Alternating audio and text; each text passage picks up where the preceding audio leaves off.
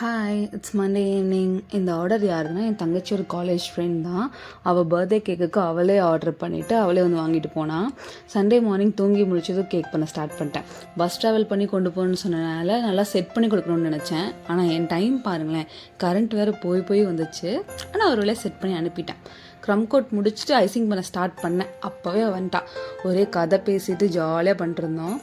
அந்த வீடியோ எடுக்கிறதுனாலையா இல்லை கேக் மேலே ஃபுல் கான்சன்ட்ரேஷன் போகிறதுனால என்னன்னு தெரில. ஐசிங் பண்ணுறப்போ அப்படி ஒரு டிஃப்ரென்ஸ் தெரியுது. பயமா இல்லை என்னன்னே எனக்கும் தெரில. கண்டிப்பாக இதை நிறையா பேக்கர்ஸ் ஃபேஸ் பண்ணியிருப்பீங்கன்னு தான் நான் நினைக்கிறேன். ஃபைனலாக ஃபினிஷிங் பண்ணிட்டு பார்க்க இப்படி தான் இருக்குது. அவுட் ஆஃப் 10க்கு உங்கள் ரேட்டிங் எவ்வளோன்னு கமெண்ட் பண்ணுங்கள். நல்லா செட் பண்ணி அவசரமாக பேக் பண்ணி கொடுத்துட்டு ஈவினிங் மூவி கிளம்பிட்டேன். மூவி போனாலும் காரியத்தில் கண்ணா இருக்கணும்ல. This is for you Divyashree. Happy birthday. அடுத்த வீடியோஸில் உங்களை பார்க்குறேன். அது வரைக்கும் பாய்.